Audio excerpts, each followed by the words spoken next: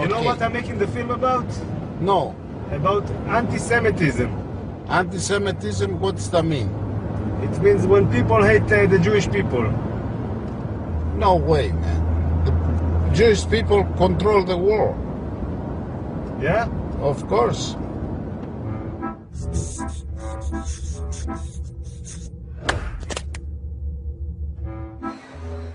Being an Israeli Jew, I have never experienced anti-Semitism myself, but it's a phrase that always seems to be in the air.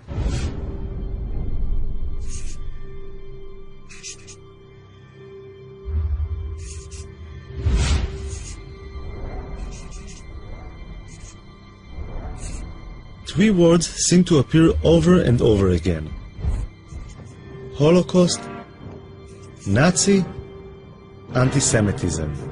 Living in a country that was founded to give the Jewish people a safe place to live in, I found this really disturbing. So I decided I wanted to learn more about the subject. Ladies and gentlemen, this is Abe Foxman, the head and face of the Anti-Defamation League. I have been lucky to have survived by miracle the Shoah. Very nice picture. The ADL is the biggest organization in the world fighting anti-Semitism, with a budget of over $70 million a year. Abe Foxman has become the symbol of the fight against anti-Semitism in the world today. I thought he might be able to open some doors for me. So I asked him to help me out with my film. Abe Foxman was very welcoming. I think he liked the idea of an Israeli filmmaker taking an interest in anti-Semitism, and he agreed to give me unprecedented access to his organization, which has its headquarters in Manhattan. He's doing a film, which I still don't understand what it is, but we said yes, yes, and yes.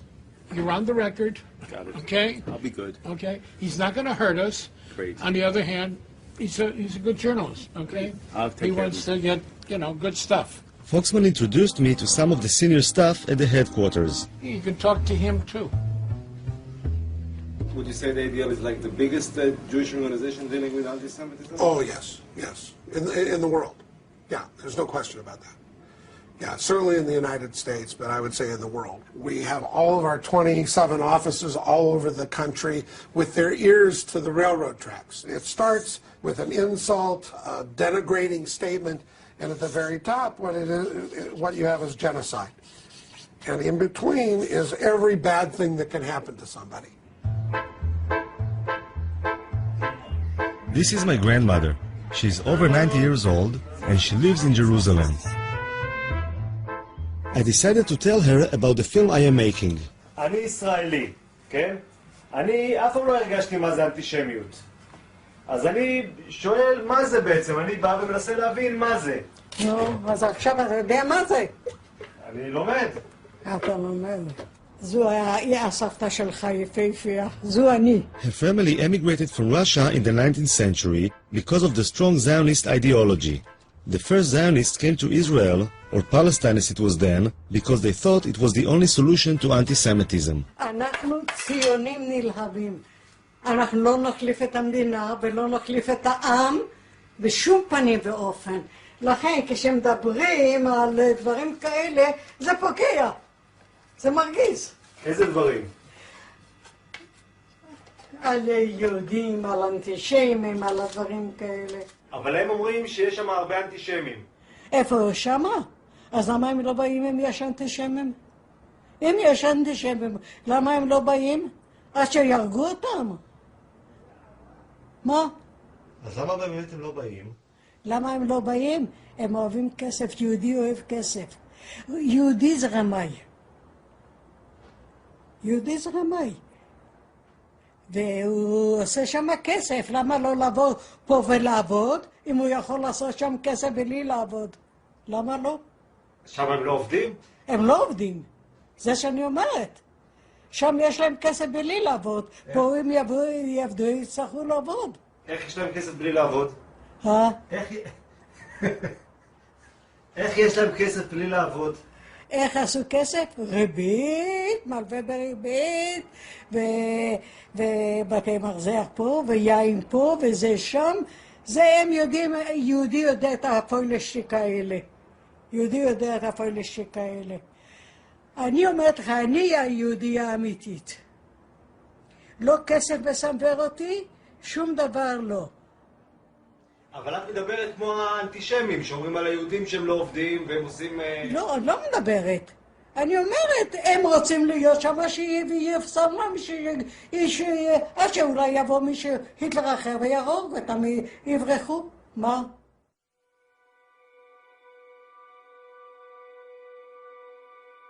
Tens of thousands of Israeli high school students fly to Poland each year to learn firsthand about the Holocaust, the worst genocide in human history, and the most terrible result of anti-Semitism.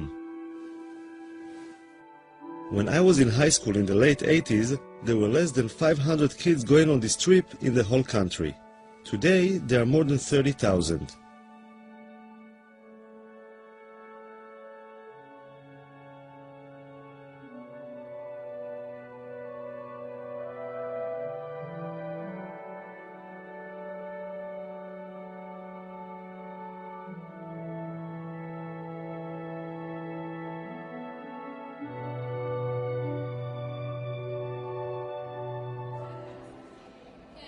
I decided to join them on their journey and their initial preparation, which takes place in Yad Vashem.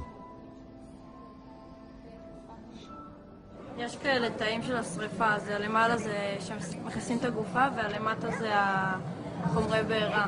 יצא להם גז מלחץ, יצא גז ציקלון B. פה אנחנו רואים כבר את הגופות. אחרי שהם יצאו, הוציאו להם את השיני זהב מהשיניים. ורוב מי שעשה את זה היו יהודים ששמו אותם בתוך המשרפות, את הגופות.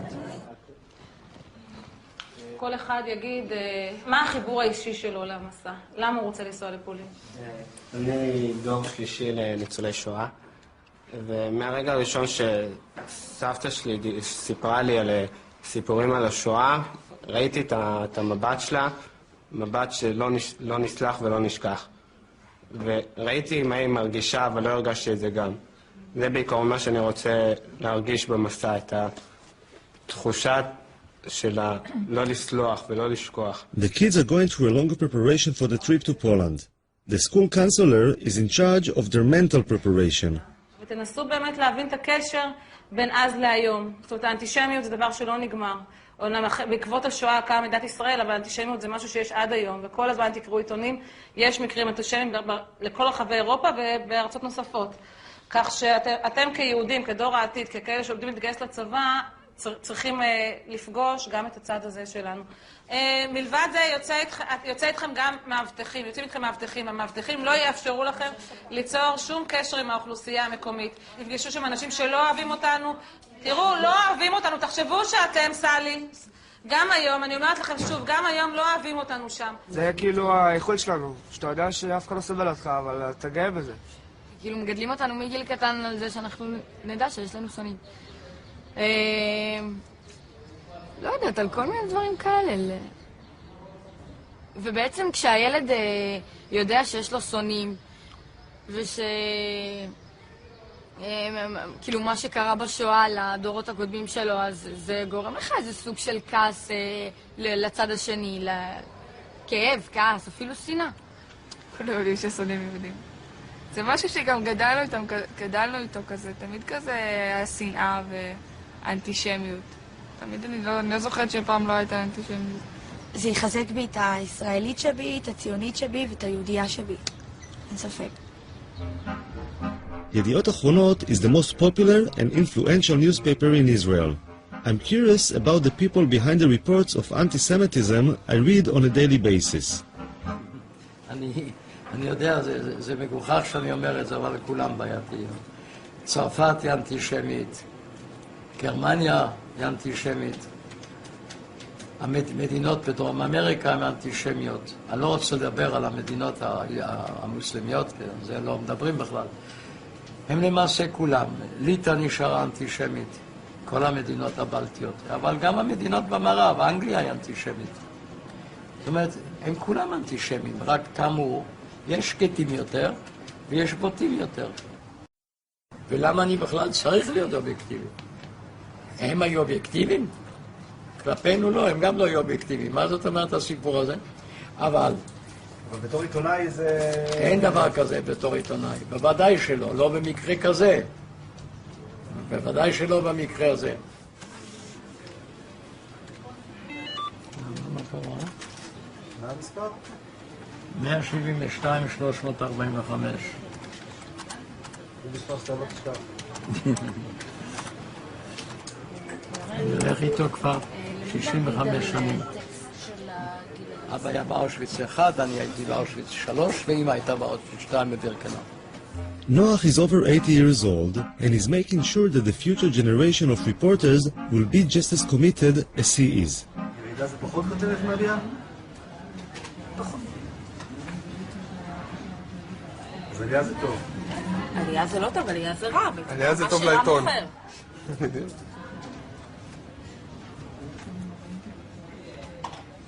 והנתון הזה מי סיפק אותו? זה הגיע מסקר של הליגה נגד השמצה בארצות הברית. בהחלט שווה לתת לזה מקום די נרחב בעיתון. The headline in the Israeli paper was quite worrying. I wanted to see how the Anti-Defamation League actually fights anti-Semitism. How is he? Where is everybody? Where's the secretary? Thank you. They're going to come in. Thank you. Hello. Hello. Have a seat. And say hello. Introduce yourself. Joel Levy. Hello, Yoav. Yoav, very nice to meet you. Let me give you a card. Thank you. Okay. No? You don't have to button your... Why not? The working session. Okay, so it's working. So the reason I'm asked to sit with both of you is what looks like a spike in anti-Semitic and racist activities or manifestations. Now, New York seems to be at the center, or at least getting the attention. Where do you see it? How do you see it? Well, I've had a lot of meetings with the police department and last week with the mayor to talk about this. There is a wave. There's no question about it. I don't know if it's attached to the time of the year, maybe attached to the presidential election. I'm not quite sure why we're saying it here. Do you have enough resources to deal with all this stuff? No. We're flooded every day with these things all over the country. It's a very big problem. According to the ADL reports from the last couple of years, the average number of anti-Semitic incidents in the US is around 1,500 a year. I'm hoping Joel Levy can help me find a case I'll be able to follow. What I'm actually doing is to follow a case. I understand, yeah. Because, every film is like a drive. Once we have like a case that we can follow, so that would be great. We're going over the fresh data collected over the last couple of weeks to see if there's anything I will be able to film. We have received in the last week or so someone who employment case, someone who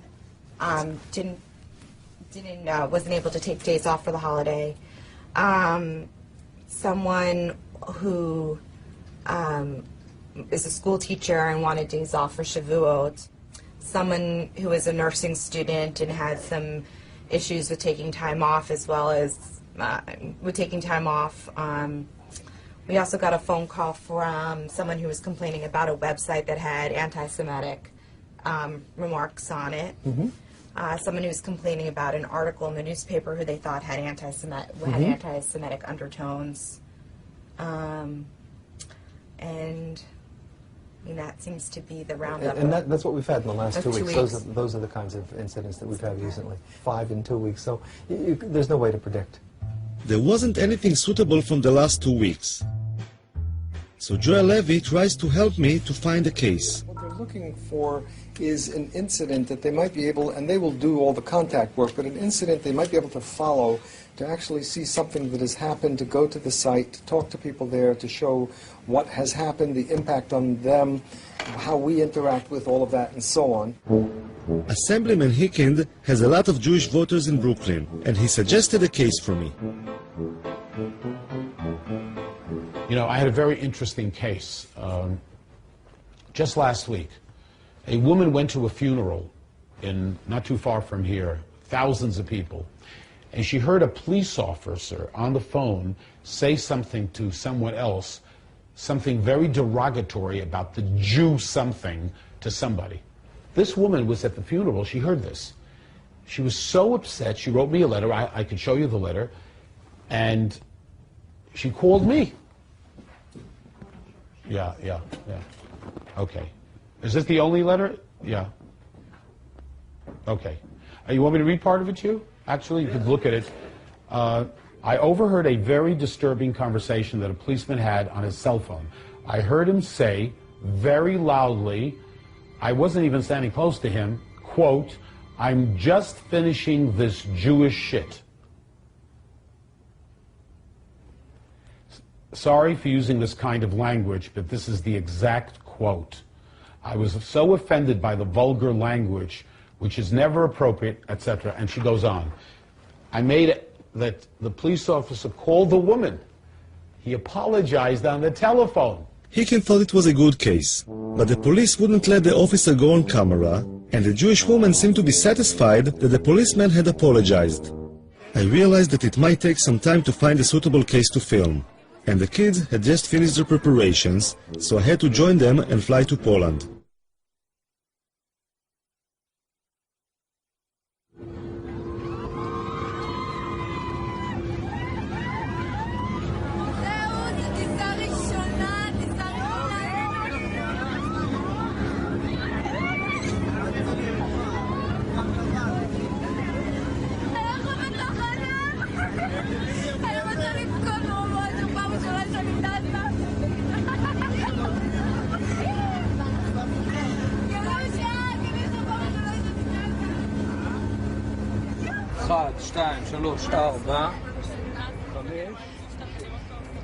The man with the blanked out eyes is an Israeli Secret Service agent, whose identity we are not allowed to reveal. ועכשיו קורה איזה מצב ששומעים איזשהו פיצוץ, לא משנה כרגע מה שאני מבקש דבר ראשון, כולם לשבת או לשכב אפילו במעברים כמה שיותר מהר, בסדר? Traveling around Poland today, it's hard to imagine what it must have looked like over 60 years ago. But the guides help the kids to visualize and feel how it was under the Nazi regime. יסמין, את תהיי מבחינתנו המודל של אמא של דנקה, את תיכנסי מתחת למדרגות שם ליד העצים ואנחנו נצלם אותך. ילדה בשם דנקה, שהייתה גרה כאן, אוקיי? והגרמנים היו זורקים פה את היהודים מהחלון. היו זורקים אותם, ואתה יודע, היו מתחבאים. אז אפילו שהבנתי אמא שלה נתפסה, והיא ניצלה. מה היו עושים הגרמנים? היו זורקים אותם מהחלון פה, אתה רואה? תסתכל. היו זורקים אותם, ואת החזקים שלהם, והיו מחפשים אותם, כי היהודים היו מתחבאים מתחת לרצפות ובארונות. אני כאילו דנקה.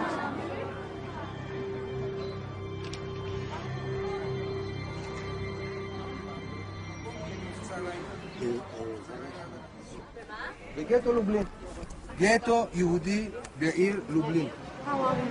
Израиль? No to mów po Izraelu, a nie tam gadasz po chińsku. Ja myślałem, że z Chin jesteście. Kto gada? Izraelcianie? Pytam się skąd, a dopiero jak powiedziałem z Izraela, no to powiedziała, że tak. English? הוא מדבר רעות על ישראל, הוא אמר שאנחנו כלבים. הבנתי. בואי כבר, מה את מדברת עם אחד כזה? רוני. מה איתך נתחיל לדבר? רוני.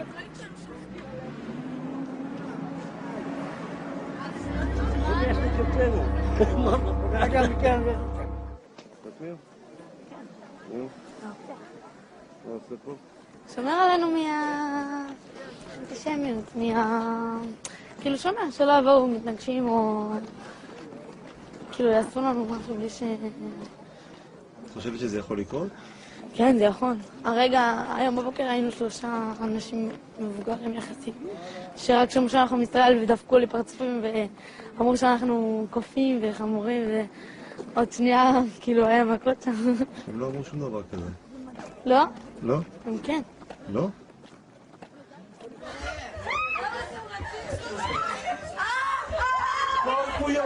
right now. Right now, go to your room. אוי, סורי. Right now. Go to your room. What happened here? What are you משהו מעניין? Excuse me. Look, we have some other guests here. I know that the kids, but you have to understand us. We have some other guests here. They're coming down and then they are staying there. We won't pay for it. Although the days in the Poland trip are long and exhausting, the kids still have a lot of energy when they get back to the hotel. Quiet, okay? But close the window and stay in your room, okay? מה? למה אתם לא יוצאים? Yes. לא קשור לעייפות, מה, הייתי יוצאת. יש ניאו-נאצים, כאילו פה בפולין, שיש סכנה, יש לנו סכנה, כי נגיד הם יכולים לדפוק לנו בדלת בלי שנדע מי זה, ויכולים להתחיל לזרוק דברים מהחלון. זה מה שנגיד הסבירו לנו בארוחת ערב, הביאו לנו תדרוך, שתכלס אנחנו לא במדינה אוהבת, אנחנו במדינה יחסית עוינת. נגיד אם יגלו איפה אנחנו עשינו לנו פה הפגנות בחוץ, או אבנים זרקו עלינו, ונגיד לפני שבועיים נכנסו לי פה שיכורים כאילו ניאו-נאצים, התחילו לדפוק פה בדלתות וחיפשו יהודים. ככה כאילו הסבירו לנו אתמול בארוחת ערב. מי הסביר? השב"כ, תשמע, זה דפוק, אנחנו אוכלים בשרה, פתאום הבא יש לי כמה דברים בשיא העדינות. אתה רואה כזה אחד כזה, אשכנזי חמוד כזה, פתאום מתחיל לדבר איתך על ניאו-נאצים וזה, כולם היו בשוק, לא יכולים לסיים את האוכל. סך הכל בשביל הביטחון שלנו, אז כאילו, אסור לנו לצאת, ישר אחרי ארוחת ערב אנחנו צריכים להיכנס לחדרים. למה? כי הם אנטישמים. הם לא הכי אוהבים אותנו. בדיוק. עכשיו אנחנו נכנסים לשדה תעופה, זה כולל שם חיילים, הולכים כמו משטר הנאצי. חיילים הולכים לך כזה ישר, כאלה שלהם כזה פרצוף כזה, רע כזה. אלה שדפקו לנו את הדרכונים שלנו, נראה כמו קציני SS. As the kids were facing anti-Semitism in Poland, or at least feeling that they were, a case was reported in Brooklyn that seemed suitable for the film.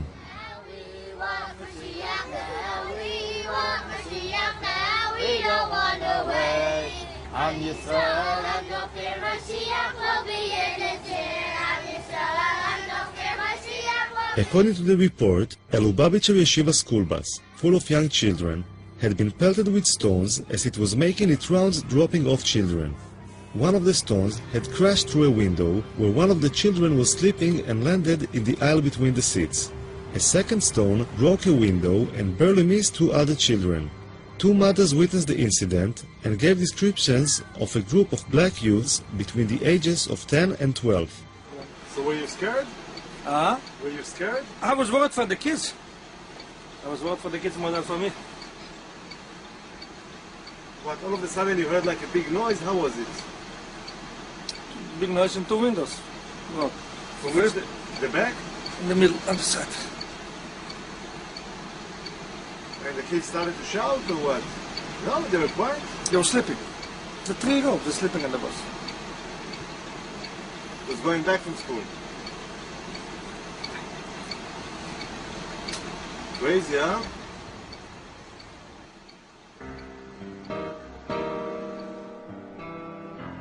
Crown Heights is a mixed neighborhood of Jews and blacks. In 1991, there was a lot of tension between the two communities, leading to the Crown Heights riots, which went on for 3 days and resulted in many casualties. This is Binyamin Lifshitz, the local reporter in Crown Heights. Maybe put your arms like, you know. Folded? Yeah? I'm not a poster boy. He was the first to report the incident. Not a big, strong guy. See, where the rocks went into the bus over there. Wait, can you go back to that? And, I mean, most of the crime incidents in Crown Heights are targeted at Jews? Yeah, it's always been known throughout the course of history, Jews are soft targets. We've been the victims of so many major incidents, genocides and catastrophes and holocausts and everything. It's just the way we are. We've always been victimized. When a black guy sees two people walking down the street, a black person and a Jewish person, his choice to attack someone will not be a black person. Because a black person, you never know, what is that guy? Does he carry a knife? Does he carry a gun? A Jew is a soft target. It's always been known like that, which is why we always encourage to walk in pairs, which is why we don't walk so much outside, like at night, so to speak, alone.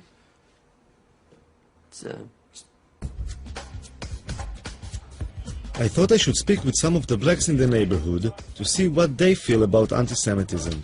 I mean, like, there we interviewed this guy, and he told us, if there's going to be like a Jewish guy and a black guy walking in the street, and you know somebody wants to rob, they would go for the Jewish guy because he's an easier target. Actually, no, he's wrong. They would actually go for the black guy because you go for a Jewish guy, you get more time. Like the lawyers, the judges will actually give us more time if we rob someone of another race. They're going to classify it as a hate crime. Blacks rob each other because you get less time. So it's like a practical thing, right? Yeah, it's a lot of wisdom behind it. And honestly speaking, like, if you wanted to rob a Jewish person, like, why would you rob a Jewish person? Like, you don't never see them with nothing that would make you want to rob them. Like, yeah, especially them up there. They basic, simple. They don't have nothing. And most people like, how could you target out a Jew person, like, when all of them dress the same? Like, everybody dressed the same. They all look the same. So, I was around here 35 years. I have never seen a Jewish person get robbed in this neighborhood. Never. But there are kind of incidents between blacks and Jews, right? There are some issues. Well, it ain't really issues. It's like favoritism. They get treated better.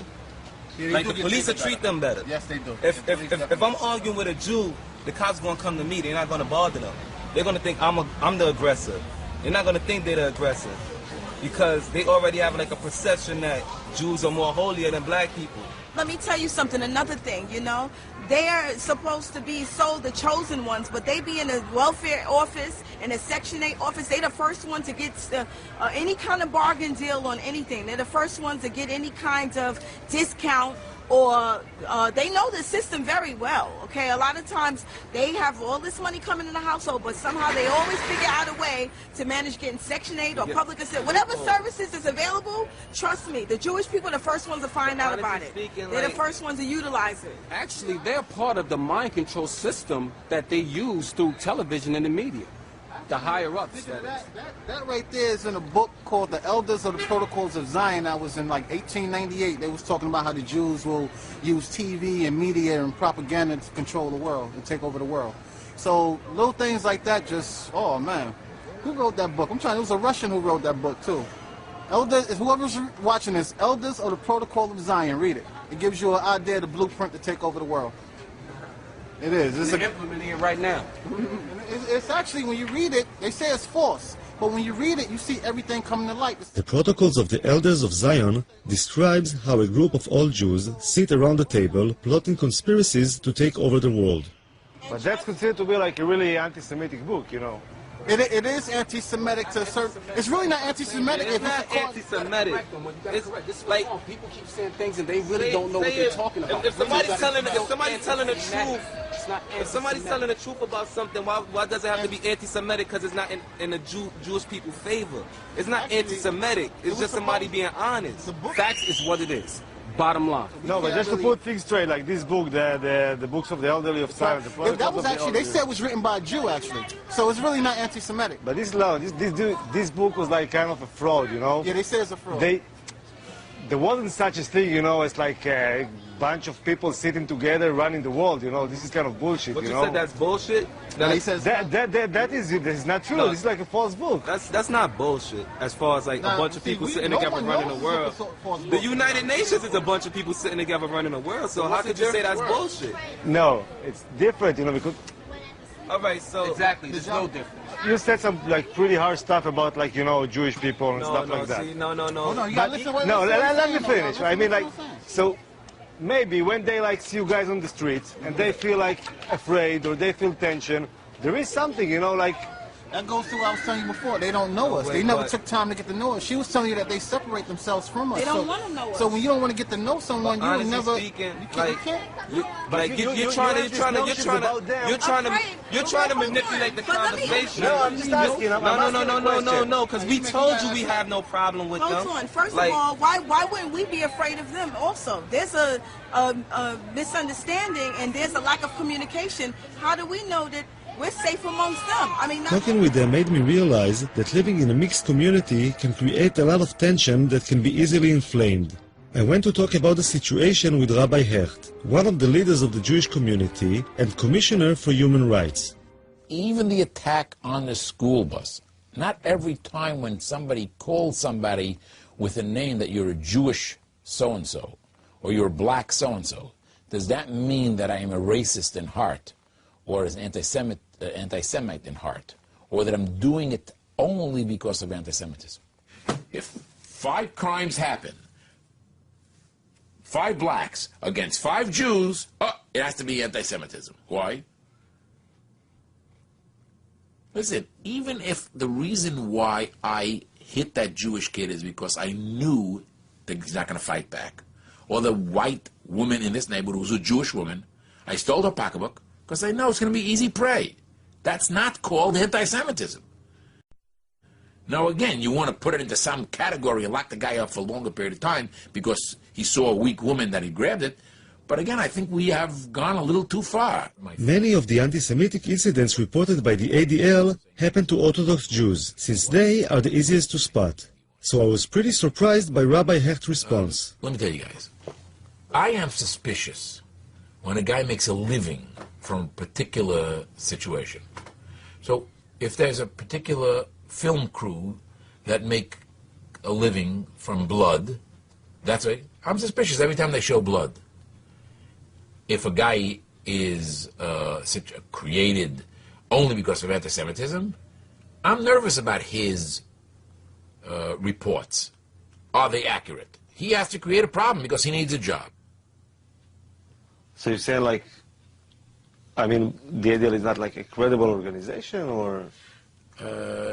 I really can't pass judgment on other organizations, so we'll leave it that way. I'll be politically correct. But listen, clearly the ADL has been responsible in certain areas to flare up things as much as they've helped. Of course, having said that, now I'm on the ADL's blacklist now, so Mr. Foxman is not going to come to my home for dinner, but what should I tell you?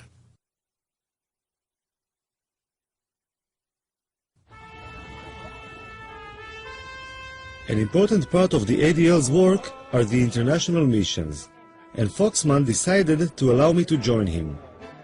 Every year, a few ADL board members and contributors get to join Foxman as he travels to various countries, meeting heads of state, politicians, and other influential people who can help in the fight against anti-Semitism.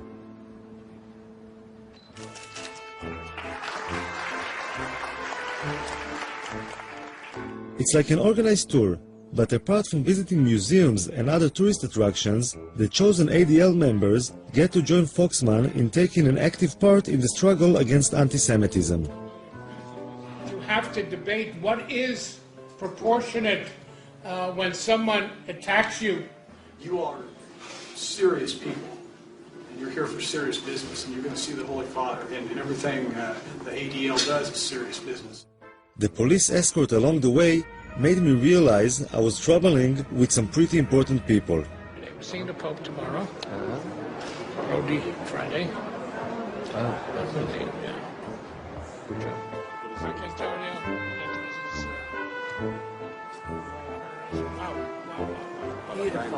How gorgeous. I'm curious about how Mr. Foxman gets to meet all these important people. Why would all these ambassadors, politicians, and heads of state take the time to meet him? It's their perception of the power of the Jewish community, which is one of those sides of the anti-Semitism, which is it's a very thin line, you know. They believe we are more powerful than we are. I've always said Jews are not as powerful as the Jews think we are, nor as powerful as our enemies think we are. We're somewhere in between.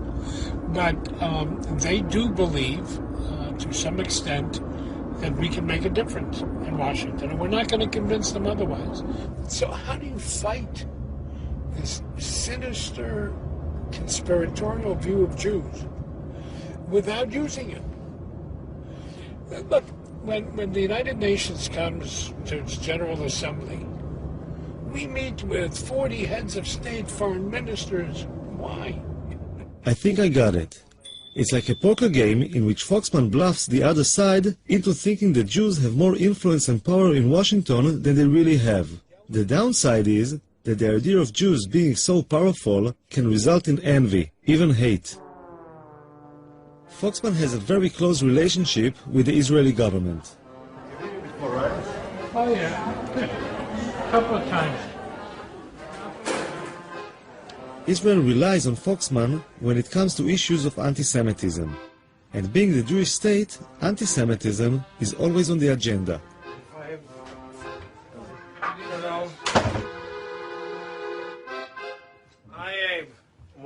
I wanted to ask you, since we met last, about the issue of Venezuela, because I heard voices kind of saying it's not so bad, and Latin America is not so bad, but I'm not convinced. And the question You have is good reason not to be convinced. You have good reason. It is getting worse. Right. And little by little, as long as oil money works. I'm told that by our experts, it's the only, except for Iran, it's the only government propagated anti-Semitism today around the world. It's a Formally, right. This is First quite within the scary. country and then outside. So are you pressing in any way? We've talked to Jesse Jackson, who has a relationship, but it's not for camera, but there are other plans. We'll talk about it in a minute. So we have a very beautiful video here. The first example of what Foxman is talking about was a meeting with a special advisor to the Ukrainian President Yushchenko. The Ukrainian government would like to distance itself from the embrace of the Russians and strengthen its ties with the West, most especially the United States. They believe that the Jews can become their allies in the US Congress. We come to celebrate your democracy, but we also come with mixed feelings. The history of Jewish people in this country is primarily one of tragedy. We would like to see a more active, a more aggressive approach to dealing with issues of anti-Semitism. It took a long... Foxman is concerned about the Ukrainian government's comparison of the famine in the Ukraine before World War II with the Holocaust. The one thing that you need to be sensitive about is not to link it with the Holocaust. Be careful that it not be played as your genocide, our genocide, because that will be counterproductive on all sides. We, of course, respect Holocaust, and I understood your message, and we try to be very, very diplomatic. Here it is. I was impressed by the way Foxman handled the meeting, but it also raised some questions for me.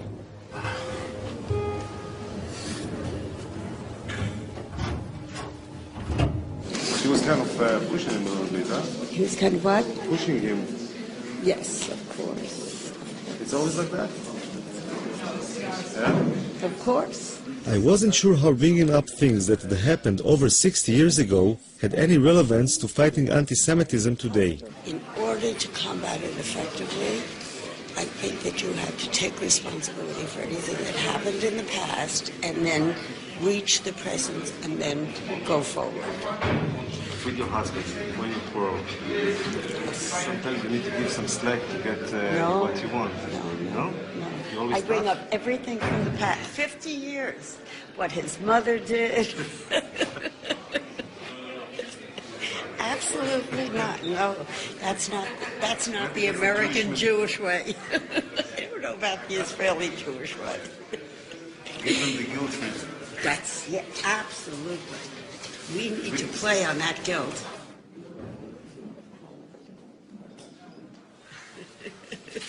I asked when you having a quarrel, whether she give you some slack sometimes to make up, and she said no. I'm always wrong, and she's always right. But wait a minute, do I ever forget anything in the past? Never. Suzanne will tell me 20 years ago what I did wrong. If we have an argument now, but 20 years you did this. I said, but Suzanne, it was 20 years ago. Wait a minute, but do you know why? Because he has not stood up and taken responsibility for that behavior. The guilt trip she's giving you, does it help? No. So maybe the guilt trip we give him then is not the right solution. Maybe we should give them some slack and say, okay, let's be friends. Not forget the past, but kind of be a little bit more, moderate. Yeah. you know, something we happen to, I have to The guilt of the father should not be visited on the guilt on the sons. And it's true, of course it's true. I agree with you. It's true, you have to. You cannot let it go down, but you can't keep playing on it as heavily as some people do. It's got to be moderate. But ADL is like one of the people who plays quite heavily. No, we're moderate. No, ADL plays heavily. There is not a speech. I'm feeling There is not a speech. I'm not talking to her. I'm not talking to her. What is he? What are you, the Mossad or something?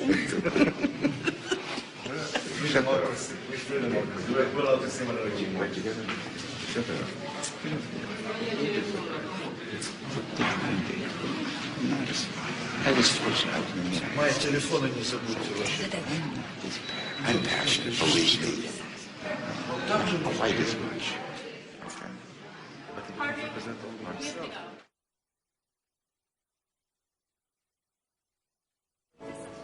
I could understand Abe's sensitivity to the Holocaust being a survivor, and was moved by the support he received from the ADL mission members. But the film I wanted to make is about anti-Semitism today, and I decided to explore on my own an incident I had read about in the papers. In Moscow, a man with a knife had entered the synagogue and had started stabbing people.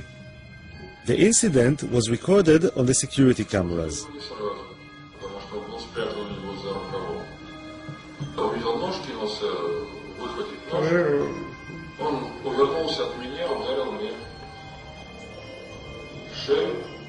Раздались истерические, неестественные крики, как убивает человека.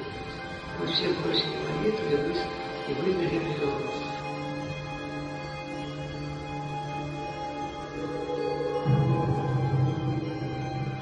The stabbing was a shocking reminder of what anti-Semitism can be. I thought I should speak with the members of the synagogue to see how they felt about their own safety. В Израиле мы все время слышим, что есть очень сильный антисемитизм. Где?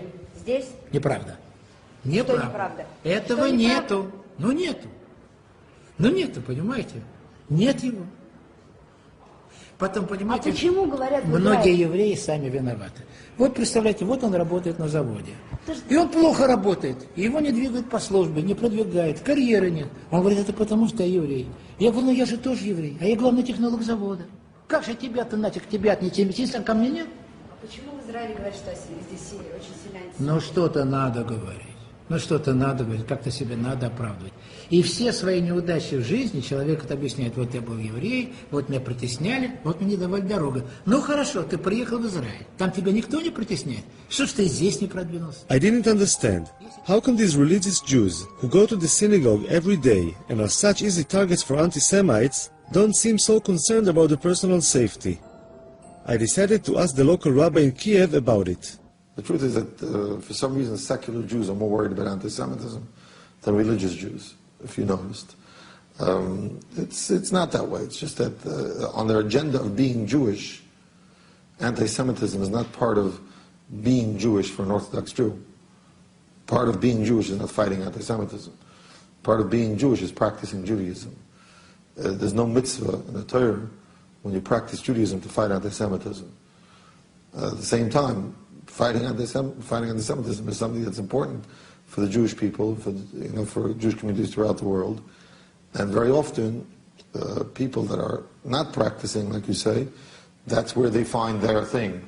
So they'll, express their Jewish identity in a way that they'll be fighting anti-Semitism, thereby helping the community, in its fight for anti-Semitism. The rabbi said that it is actually an issue of identity. I wanted to know if Suzanne and Harvey Prince would agree with this theory. Yeah, I mean, you can't film this because, I do think that the ADL helps to reinforce our Jewish identity because we're not Orthodox and we don't have a religious Jewish life. The ADL provides a forum to be Jewish. I mean, it certainly is 99.9% Jewish, and it gives us an opportunity to explore being Jewish, to look at Jewish issues, and it does reinforce our Jewish identity.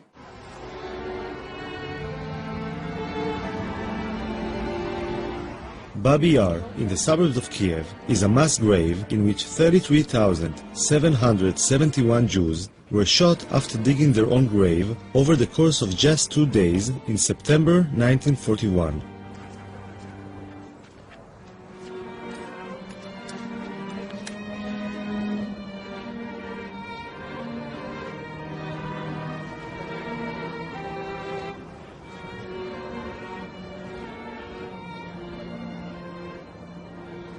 I think the worst thing for me, standing here, is that it could happen today.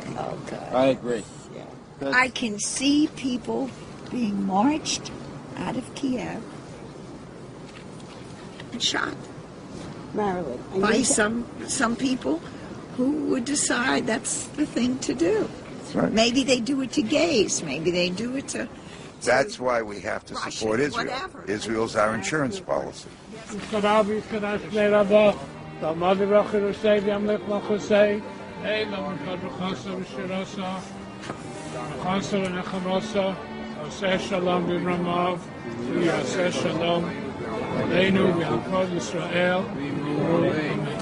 was a question of the continuing existence of Israel, would you move to Israel? Yes, in a minute. Good for you, I tend to say. In a minute. Because as far as I'm concerned, without Israel, there isn't a safe Jew in the world. That's the way I feel. I agree. So you have two people who immediately move to Israel if you have a problem. Right. If Israel needs, you have two people I right there. joined the army. They wouldn't take an old lady, but I would be there. I'd roll bandages. He's asking, I don't know. he's asking a question, the journalist. Does that mean that you're more loyal to Israel then? No, of course not. That's right. So How do you like coexist these two notions? How do I like what? How these two notions coexist? The fact that Easy. You love your children, you love your husband. You love your friends equally. Do you love your children more than you love your husband? Of course not. Sometimes. But you might die for your children before you would die for your husband. It's like the question then. You If might. you were in a life Israel is the husband or the kids? I'm sorry? Israel is the husband or the kids? The kids. The kids. The kids. Yeah, the kids. The Israel's not a love for child Israel anymore. is love for a child. There's a love for a child that different than a love for a husband. There's nothing like really a love for a child. It's a much more protective. Right. No, it's a much more...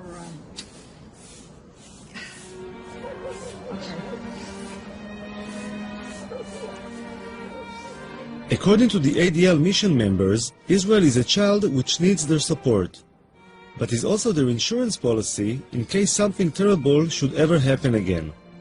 But at this particular moment, this insurance policy was busy being a teenager making its way to Maidane concentration camp near Lublin.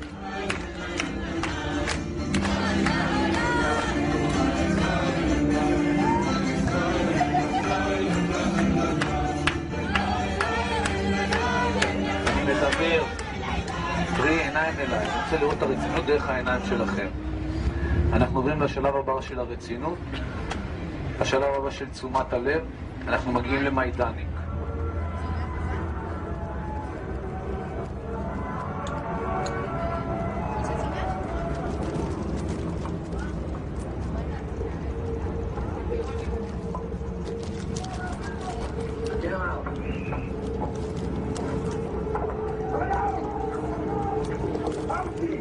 המסע האמיתי מתחיל עכשיו, עכשיו הולכים לראות את כל הדברים המוחשים.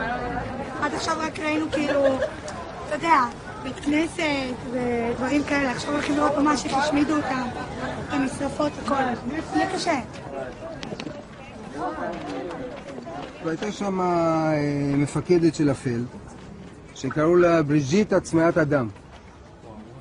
בריג'יט הצמאת אדם הייתה הולכת, רוכבת על גבי סוס, באזור המקסים הזה של לובלין, עם שוד ברזל שמחובר אליו כל מיני ברזלים כאילו כמו שאתם רואים לפעמים בסרטים של המלחמות. ופשוט עוברת על גבי אסירים ומכה אותם. סתם ככה? סתם ככה. אוקיי? בריז'יט צמאת אדם שהייתה מפקדת זה.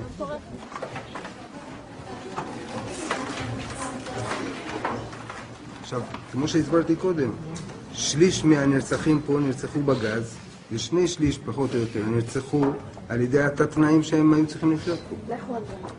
כן, נכון. אז יכנסים לסגור את הדלת?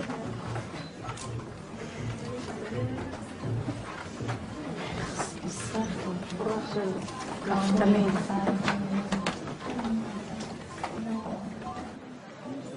מה אתם מדברות? מוחזבות. לעצמנו. למה? זהו, קצת קשה להקל. כאילו, אנחנו מסתכלים על זה, אני אישית מסתכלת על זה ואני לא... קשה לי להבין איפה אנחנו נמצאים, עדיין. זאת אומרת, רואים, אבל לא מפנימים. מאכזב, אתה חושב כאילו, מה, אתה פה עושה את הטעות, אתה חייב להגיש אותו משהו. אתה מרגיש כאילו אתה מזלזל בדבר, זה ממש לא ככה. This was my first time in Majdanek as well, and I could relate to the way the kids felt. The horrors were almost impossible to digest. But the kids just couldn't accept the fact that they wouldn't become emotional after all the preparation they'd been through. אני חושבת שאם מוצאים מדריך למסע כזה, אז הוא אמור לדעת, לרגש ולדעת מה היה כאן. אני חושבת לא, אני לא מספיק בזה. אני לא מספיק ממצא את עצמי במסע. את לא צריכה, אבל את לא... אני רק ההתחלה, אוקיי. קחי את הזמן שלך, את לא צריכה להרגיש רע עם עצמך שאת לא מצטמרת כל הזמן. אני מרגישה רע עם עצמי שאני מרגישה שאני לא ממצא את עצמי. לא, אבל אז אני אומר עוד פעם, את חובה עכשיו להביא דברים, תני לעצמך את הזמן, זה מה שאני מבקש, לא יותר מזה.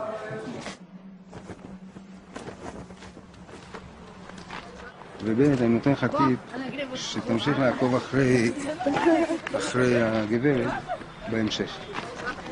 אוקיי? בסדר? תמשיך איתה. יאללה, גייז, עירוני א', אנחנו ממשיכים. ופה, ללא טקס קבורה וללא כבוד אחרון,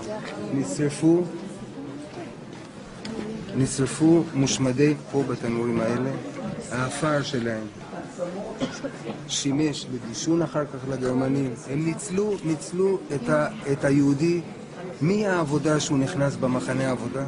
It occurred to me that after seeing the almost incomprehensible horrors my people have suffered, other people's suffering might seem less significant somehow. I wondered if any of the kids felt this way too. יכול להיות שזאת הבעיה שלנו. שיש לנו את הרף הגבוה הזה. ופתאום אנחנו רואים בחדשות שהרסו נגיד לערבי את הבית, שצה"ל פוצץ, אנחנו אומרים, לא נורא, לנו היה דברים יותר גרועים. אותנו לקחו ברכבות וגרמו ליהודים לראות ביהודים. זה כבר נראה, יכול להיות שזה... אני דווקא חושב שאני אחרי... כי וואלה שאני רואה את זה בטלוויזיה, זה לא מפריע לי, כי אני כאילו אומרת, בסדר, לא נורא, הערבים האלה יש להם הרבה. Nofar was not the only one thinking about the Israeli-Palestinian conflict in relation to anti-Semitism. Professor Norman Finkelstein, a Jewish academic from DePaul University in Chicago, has written a book called The Holocaust Industry, in which he accuses parts of the Jewish establishment of making cynical political use of the Holocaust. Dr. Finkelstein, you have some visitors?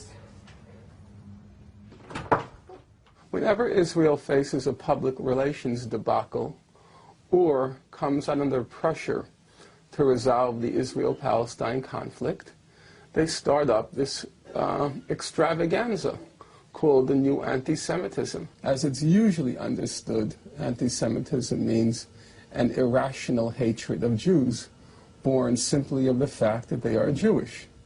But that's not what's going on. Here it's a hostility born of the fact that the state which claims to represent them is engaged in quite brutal violence. I'm sure lots of people I meet have this, what you say, deep down inside, they have this kind of queasy feeling about Jews. I'm sure that's true.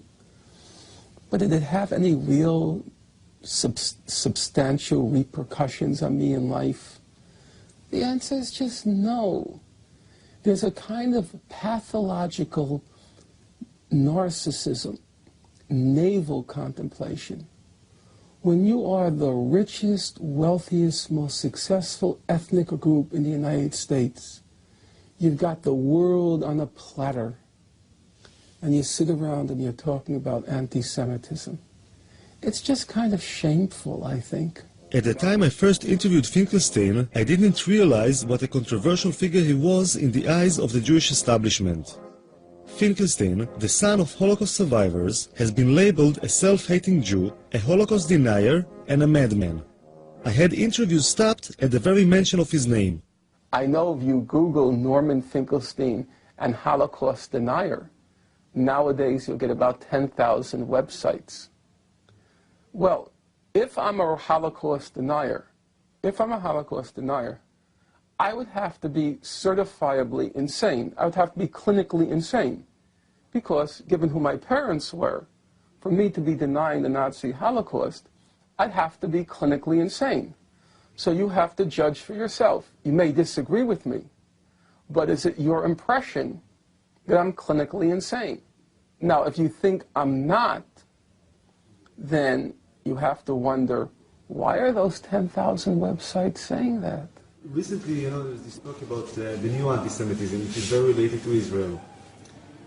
And I've been heard that from Jews outside of Israel, saying Israel is the cause that anti-Semitism is now, that we are suffering from anti-Semitism. Well, I would say that is nonsense. That comes from insecure Jews. I think people use Israel as an excuse to rationalize and legitimize, because in many places of the world, anti-Semitism is not acceptable. It's not polite, it's not proper. But if you can camouflage it, if you can find a platform of a news event, of a political discourse, then you use it. And we find every time there is conflict in the Middle East between Israel and somebody else, the level of anti-Semitism spikes. Why?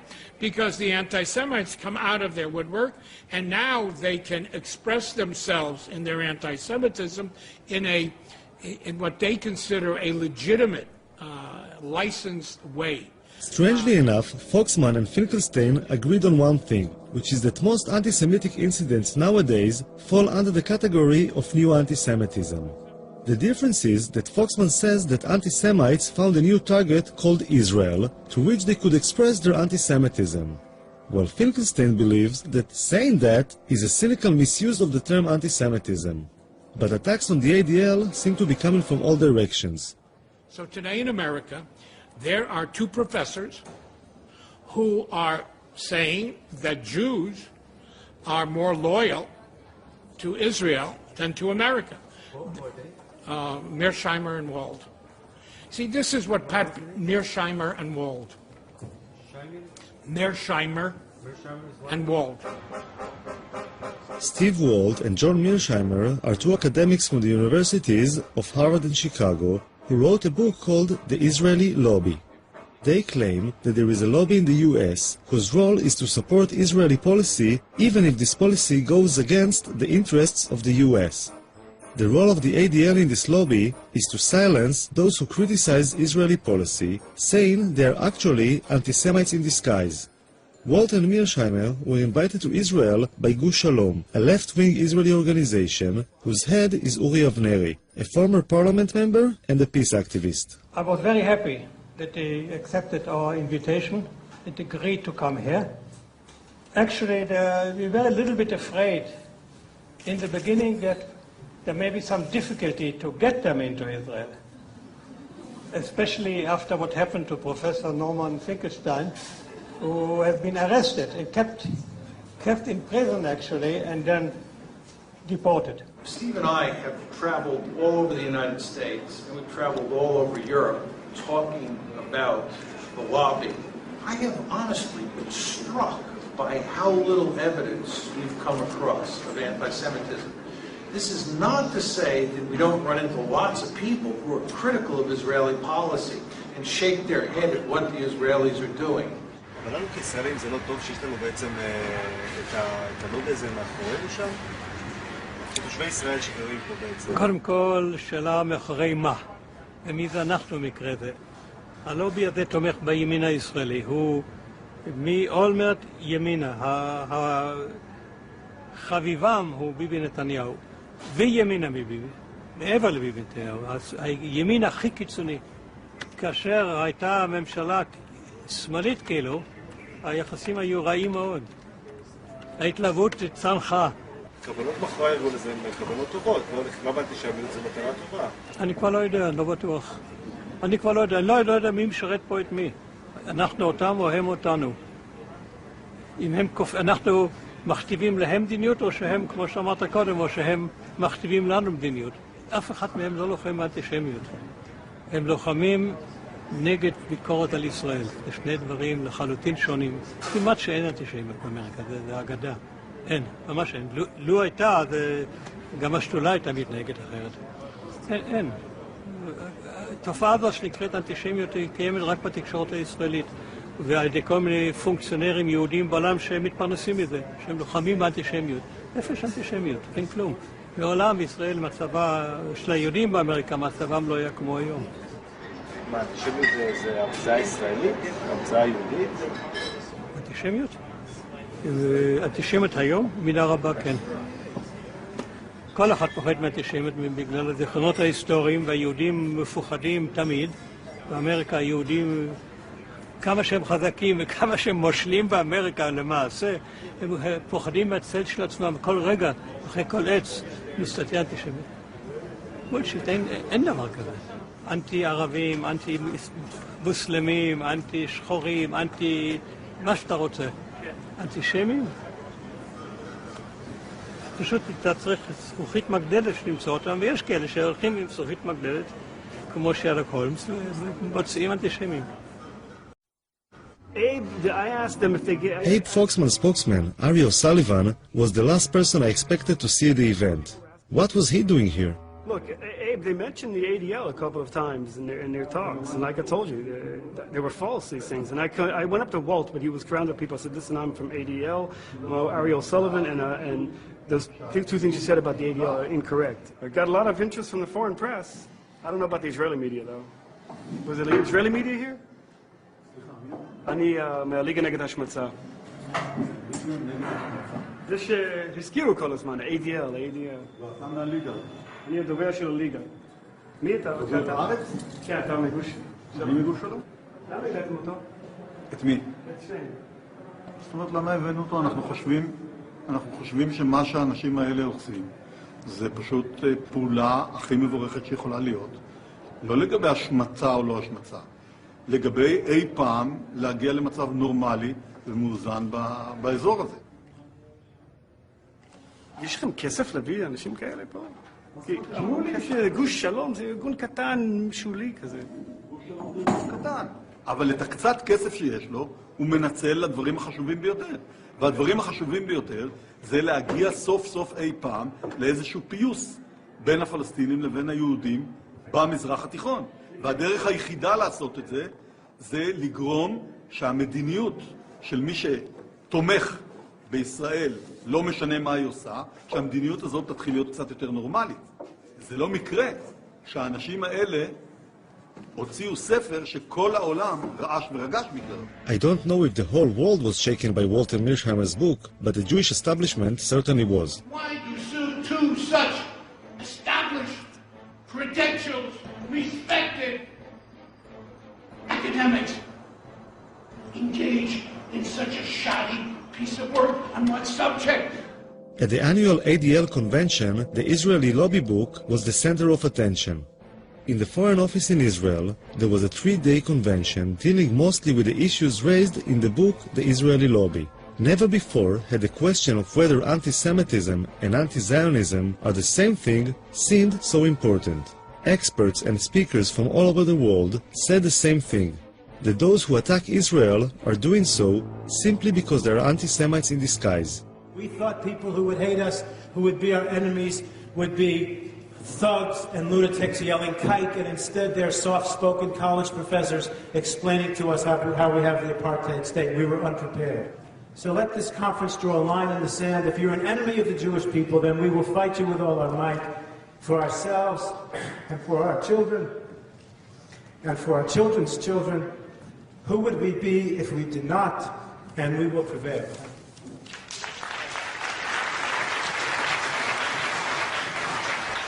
After 3 days, something happened which was more or less the equivalent of a bomb being thrown into the room. If you came down from space, you would think, having looked at this conference, that there was absolutely no problem in the West Bank or in Gaza. One element of the reason why so many people around the world are angry with Israel is because of the continuing settlement and occupation of Palestinian land, and because Israel, which has state power, has not done enough to end the occupation. One of the reasons. Such an occupation cannot be sustained without racism, without violence, and without humiliation against the people who are occupied. Thank you. I don't get it. I just don't get it unless you were ironic.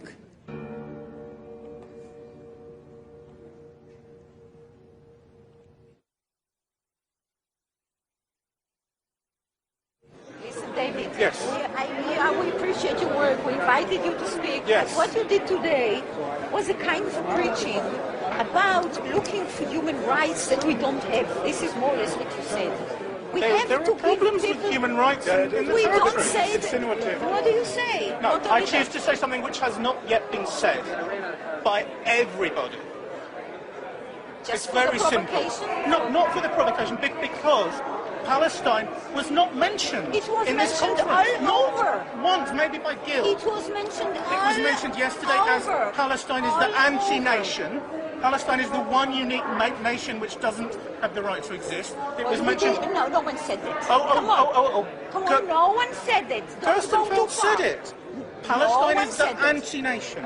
What do you think that means? And where do you think that terminology comes from, the anti-nation? What you were saying is that anti-Semitism and anti-Zionism are two different things. They are two different things. No, sometimes they are the same thing. And it's kind of ironic, really, that I was seen by some people as a sort of wild-eyed radical, because where I come from, I'm denounced as a right-wing, neocon, Israeli-supporting, anti-Palestinian racist. What does it say about this conference then? Well, it says about this conference that there were some hard right-wingers there. There you go. Nobody in this conference was balanced, not one. I don't think so.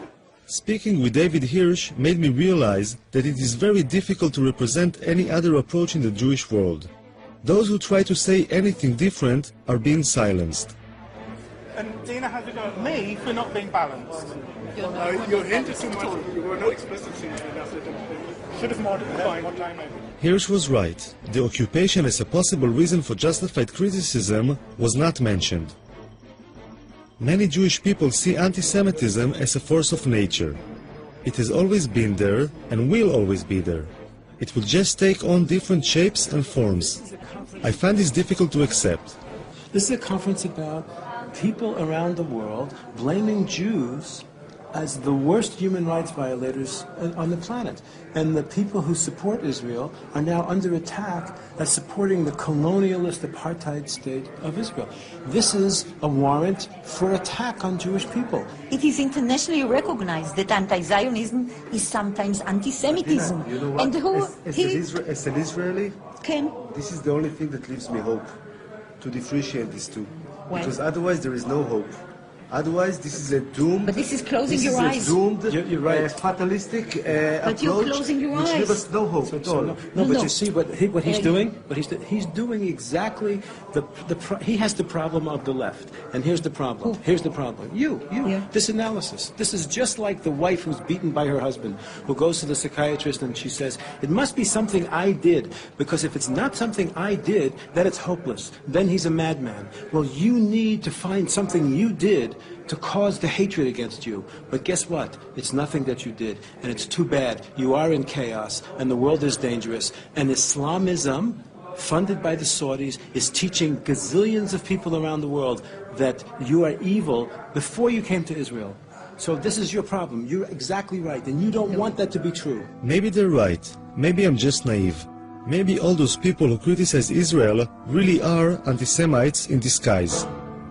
I'm heading to Chicago to speak with Yoav Chamir, co-author of the Israeli Lobby. I hope to have the courage to ask him if he is really an anti-Semite in disguise.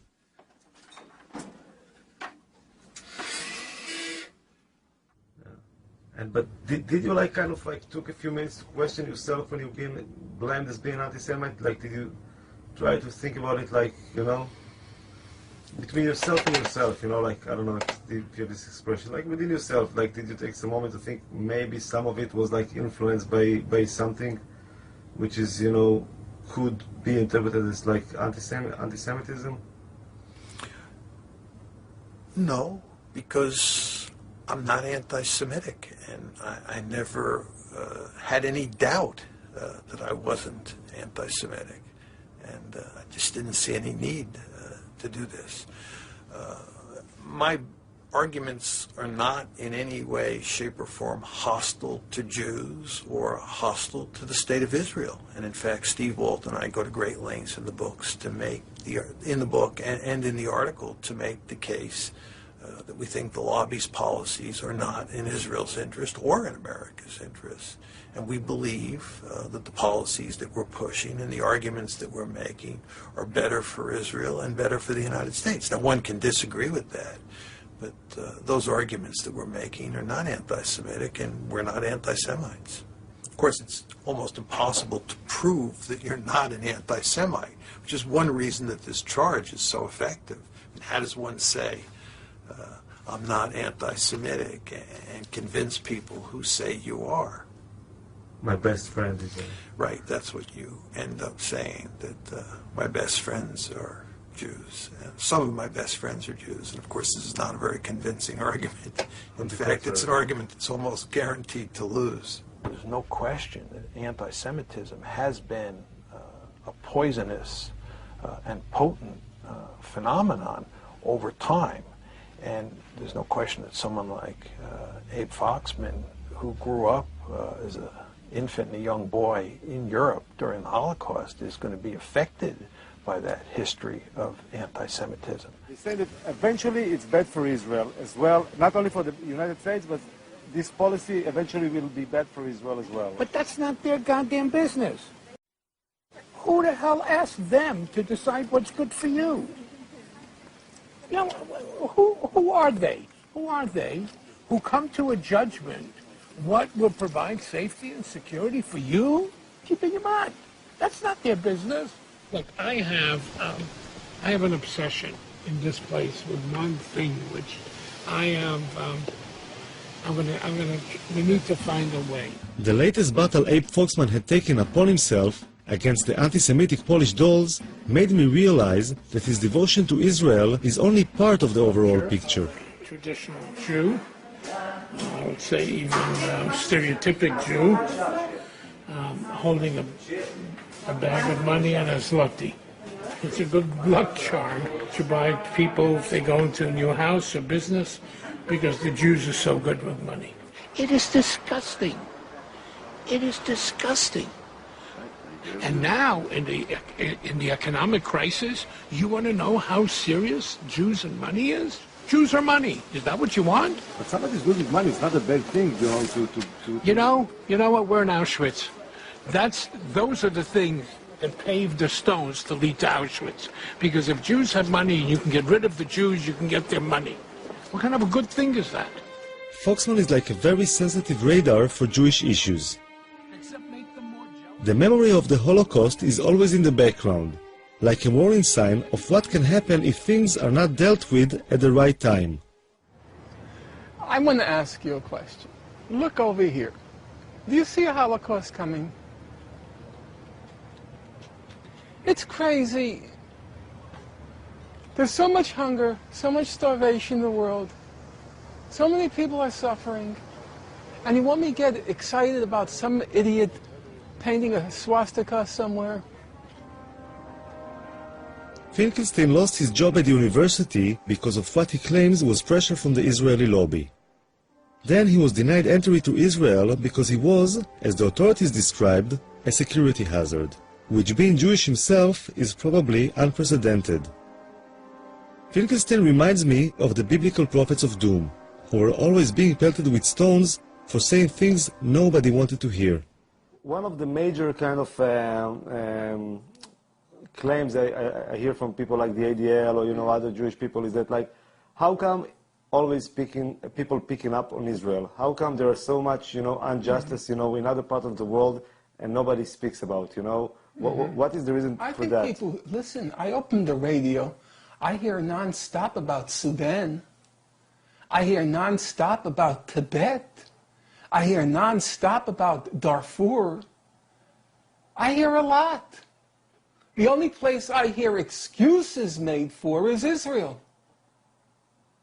That's the place where I hear excuses. And we do have to remember, it is the oldest occupation in the world. I mean, 40 years really is enough. It's older than you. It's older than you, the occupation. Doesn't that kind of stun you? The irony is that the Nazi Holocaust has now become the main ideological weapon for launching wars of aggression. Every time you want to launch a war of aggression, drag in the Nazi Holocaust. It's the suffering then used as another pretext or excuse to humiliate, degrade, and torture the Palestinians. That's the problem. The suffering comes as a package. It then comes, here is the suffering, now we blow up your house. Here is the suffering, now we take your land. Here is the suffering, now we drop artillery shell or shoot artillery shells at your villages. It's a package deal with Israel and its American supporters. It's not just suffering, it's suffering which is then wrapped in a club. And the club is then used to break the skulls of the Palestinians. That's the problem. It's not being used to educate people. It's not being used to enlighten people. It's not being used to make people more moral. It can be. But it's not. I mean, it's not. That's the whole point. Of course it can be, but it isn't. It's the best thing that will ever happen to Israel if they get rid of these American Jews who are warmongers from Martha's Vineyard. And they're warmongers from the Hamptons. And they're warmongers from Beverly Hills. And they're warmongers from Miami. It's been a disaster for Israel. It's the best thing if they can ever get rid of this American Jewry. It's a curse. For Finkelstein, Foxman is the main enemy. You see? That's why you're not going to get people's attention, for things like that. Some people laugh. You comparing Foxman to Hitler, that's kind of... It's an insult to Hitler. Hitler at least didn't do it for money. Finkelstein took his own trauma as the son of Holocaust survivors to the opposite extreme. When I asked him if he had any sympathy for the Israeli victims as well as for the Palestinians, he compared Israeli casualties to the German casualties in World War II. You're funny. I have to tell you, you're funny. You come from a society in which everyone calls everyone a Nazi, right? They call Rabin a Nazi, Ben-Gurion called Jabotinsky a Nazi, Jabotinsky called Ben-Gurion a Nazi, Begin called Ben-Gurion a Nazi. They all said, each of them said, one is worse than Hitler. That's the whole language of your society. It's also the language I grew up with. You know, everything in my house, the food, worse than Auschwitz. The clothes, worse than that. That's the house you grow up in. And all of a sudden, you get so pious when they go like that. Your whole society is like that. Why was Rabin? You don't remember when they made Rabin with the SS before he was shot? And then you all of a sudden get so pious. I just think about like how people... Because of what? Because of Abe Foxman? We have to be pious with Abe Foxman? A hoodlum and a thug? I'm just trying to think how other people will perceive it, you know. For myself, you know, you can go and do it all day long, you know. I did it with you. You're an Israeli. Yeah, but it's on film, you know. It's on film, you know. Other people will see it afterwards. Then take it out. That's why you're an editor. No, that obviously, you know, should stay in the film, you know. I'm fine. You think I care? You think I care?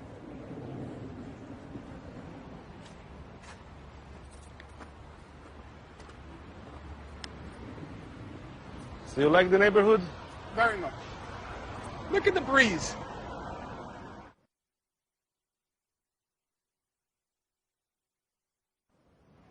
The last time I was with Foxman was in Auschwitz.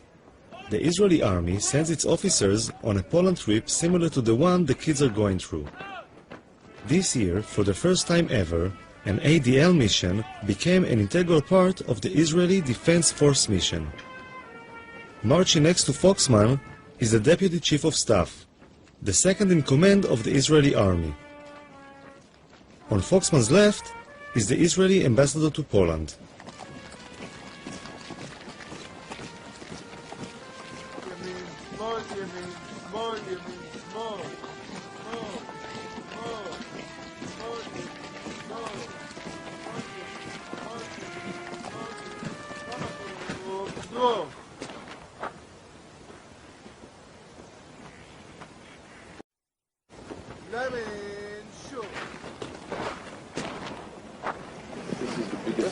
Cemetery in the world. Poland? It's not the Jewish cemetery, but it's the biggest cemetery ever. 1.5 million Jews. But they're 3 million. Yeah, but this place was worse.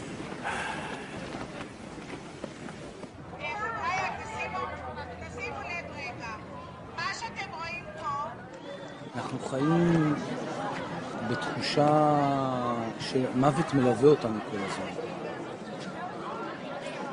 והאם התחושה הזאת היא טובה או לא, אני לא יודע. כלומר, כל הזמן עוטפת מעלינו, ופה אתה רואה את זה בעוד שהפכו את זה לתעשייה. תעשיית המוות.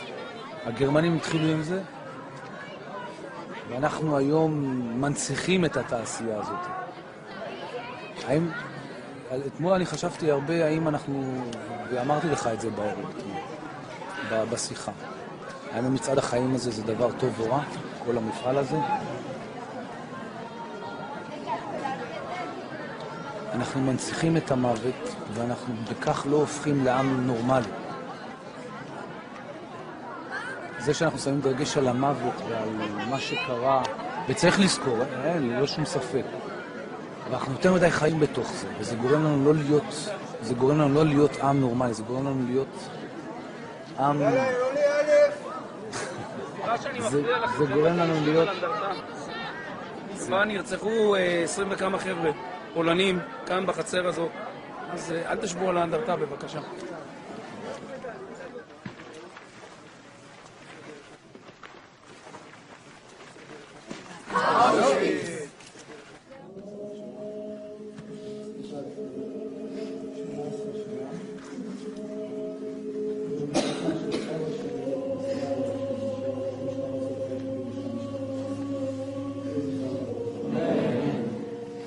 קסניה הירשבונד, שאין את שנת הירצחה,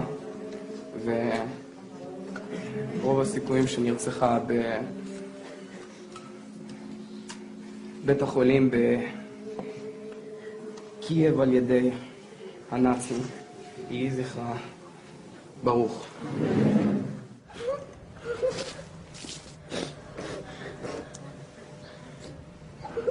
היו הרבה מזוודות, שעל כל מזוודה היה רשום שם. היו בגדים של תינוקות, כפפות, חולצות, מכנסיים. היה הרבה זוגות נעליים של ילדים ושל מבוגרים. היה הרבה סירים, גלחץ לנעליים, מברשות שיניים, כל רכוש קיומי כאילו בסיסי.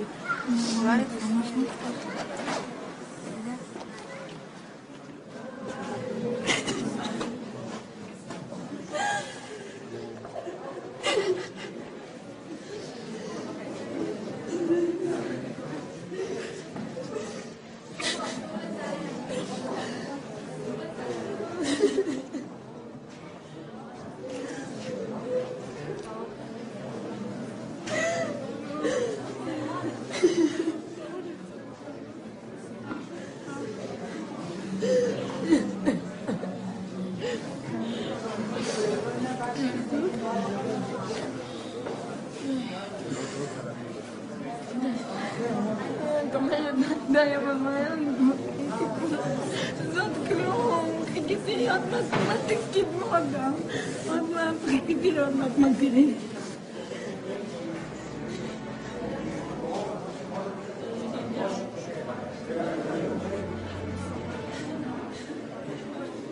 זה עכשיו זה שרוצחים לך בגלל הנאום שלי. זהו, אפשר בגלל הנאום שלי שלא עשיתי כלום. שלא עשיתי כלום.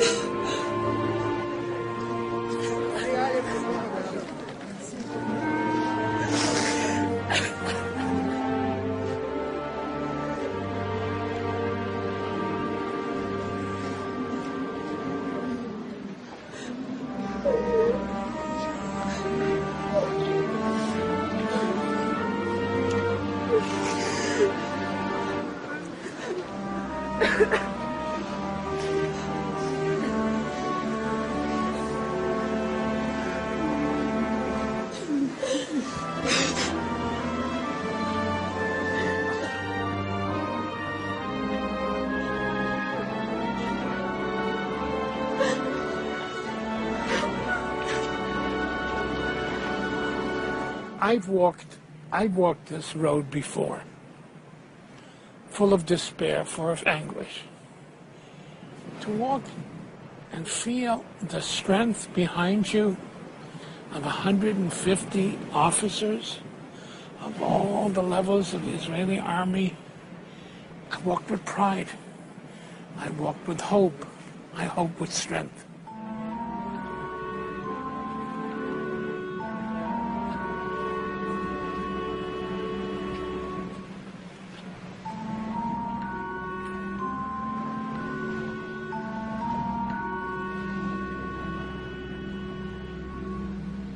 כאילו כשאתה רואה את זה, אתה אומר לעצמך, וואי, בא לי לרצוח את כל מי שעולה את זה. אבל בעצם לא. כי אם אני יותר גזענית, אז יהיה מישהו יותר גזעני ממני, וזה לא ייגמר. אבל את מי בא לך לרצוח? את מי בא לי לרצוח? את כל אלה. מי זה אלה? הנאצים. הצוררים האלה. צוררים כבר, את יודעת, מתו. כן, אבל תאמין לי שיש להם דורות. אמנם לא כמוהם, אבל יש. My filming was coming to an end. As I looked at the sleeping kids, I thought that putting so much emphasis on the past, as horrific as it has been, is holding us back.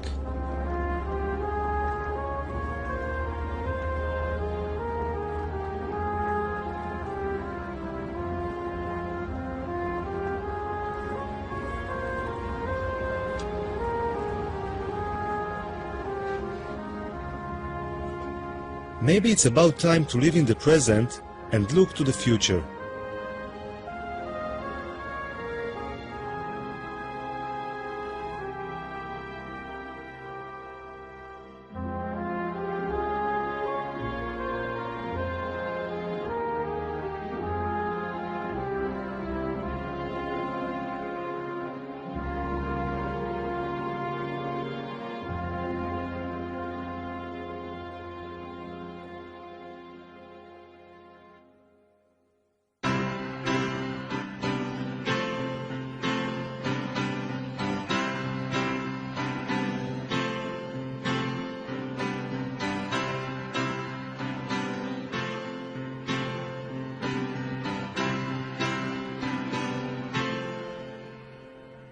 שאמות משהו ממני, משהו ממני ימות בך, ימות בך, שתמות משהו ממך בי, משהו ממך בי ימות איתך, ימות איתך, כי כולנו, כן כולנו, כולנו רקמה אנושית אחת חיה, ואם אחד מאיתנו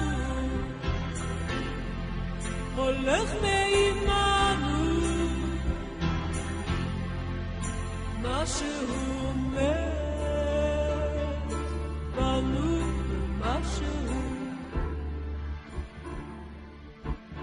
נשאר איתו.